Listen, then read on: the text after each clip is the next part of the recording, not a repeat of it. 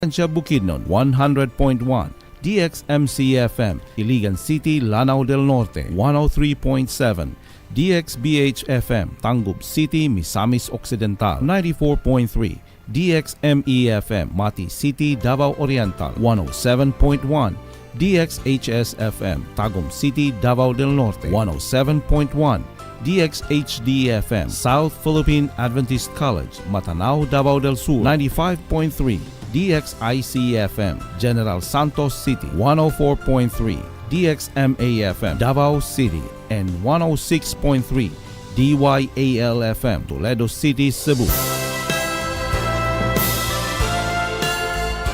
These are your Hope radio stations in the Philippines.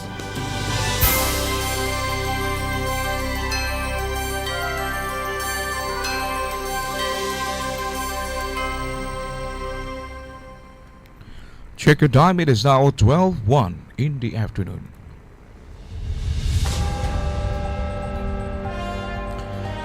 Broadcasting live from your credible and trusted radio station, the DXIM 93.5 Hope Radio Philippines, Butuan. Today is Thursday, June 15, year 2023. This is Kapaglam Clyde Kilan bringing you the latest news from local, national, and international news that shows the soon coming of our Lord Jesus Christ. And for today's headlines for our local news: new modern warships of Philippine Navy bolster marine security. And DTI conducts training on food processing of coconut in the province of Dinagat Island. Two terror leaders slain in Marawi, and BIR cracks whips on earring officials. Also, more local fishermen now fishing in West Philippine Sea. Also, Ataide pushes holistic approach versus unemployment. And for our international news, world's largest kidney stone removed in Sri Lanka. And Venus falls short in a comeback game for our sports news. Meanwhile, La Sierra Students Project helps strengthen education in Nepal for our sports church news update. And now for our local news. The Naval Forces Eastern Mindanao of the Philippine Navy commemorated the 125th Philippine Independence Day with an arrival ceremony of the two cutting-edge multi-purpose attack craft on June 12, 2023 at the port of Surigao. These state-of-the-art vessels, measuring 17 meters in length and 4.76 meters in width, and with a draft of 0.92 meters, are part of the Navy's new generation of missile-capable ships designed to bolster maritime security operations in Surigao City and northeastern Mindanao. As part of the festivity, an open house and ship tour were organized in collaboration with the Surigao City Tourism and Cultural Office, allowing residents and visitors to explore the intricacies of these technologically advanced vessels. The static display attracted curious onlookers who marveled at the MPAC's sleek design and robust capabilities.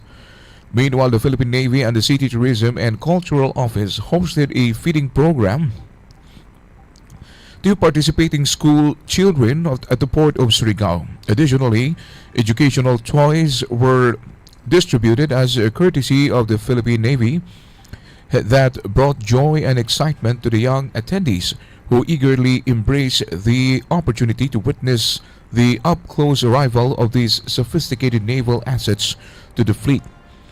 The introduction of these impacts showed a significant leap forward for the Naval Forces Eastern Mindanao and underscored the commitment of the Philippine Navy to ensuring the safety and security of the nation's waters.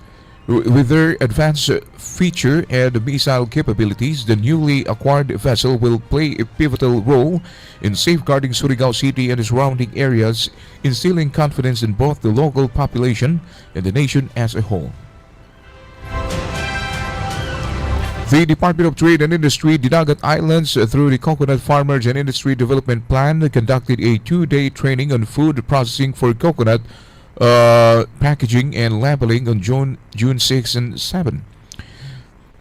The training discussed the following process by products, namely nata de coco, cocoa chips, desiccated coconut, vinegar, and boko juice, to the 15 coconut farmers and members of the micro, small, and medium enterprises from the municipality of Basilisa, Cadianao, Dinagat, San Jose, and Tubaon, and also Loreto. The training helped the local coconut farmers to increase their income by promoting coconut byproducts and engage them to processing. It also gave the participants better knowledge and comprehensions on processed foods and the market segments for coconut byproducts, and for them to understand issues to consider when marketing the products effectively, and subsequently will create sustainable business for the participant. Sylvia Aguho, food technologist and the former head of the Food Innovation Center, Xavier University Ateneo de Cagayan, serve as the resource person of the activity. The said activity is in partnership with One Town, One Product program and the Negosyo Centers.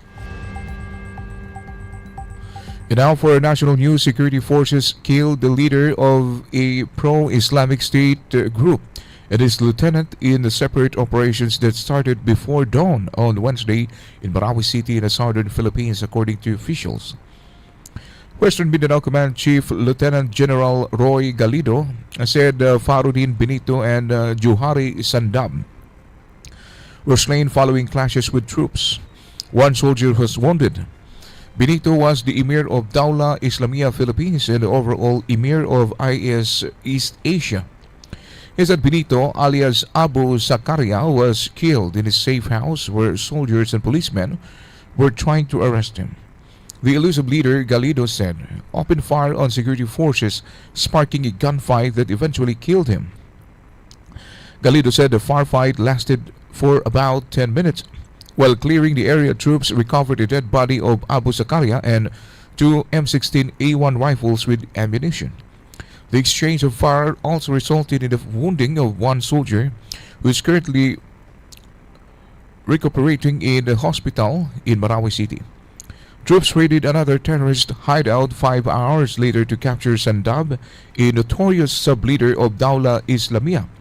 But fighting broke out after he attacked security forces with an automatic rifle.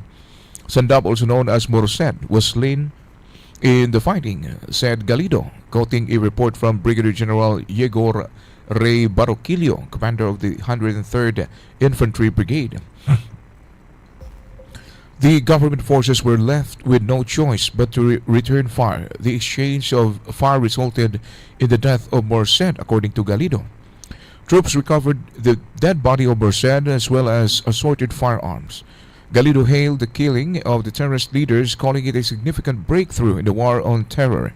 Benito was included in the military's order of battle due to the atrocities committed by Dawla Islamia, an Arabic term for Islamic State, one of the several Islamist groups fighting for the establishment of a caliphate in the south. In a related development, Abu Sayyaf group sub-leader Noruddin Mudalam, alias Commander Not, was killed in an encounter with the police forces in Sitio Kalang, Barangay Amaloy, Ungkaya, Pukan, Basilan on Tuesday. The Bureau of Internal Revenue, BIR, said it has dismissed 26 and suspended 2 of its personnel since last year for dereliction of their duty. The reasons for the dismissal of erring BIR officials varies from grave misconduct to serious dishonesty, frequent unauthorized absences, falsification of official documents, gross neglect of duty, insubordination, and absence without official leave, according to a BIR statement. Commissioner Romeo Lumagi Jr. said that the dismissal signifies the Bureau's commitment to clean up its rank. He said the Bureau will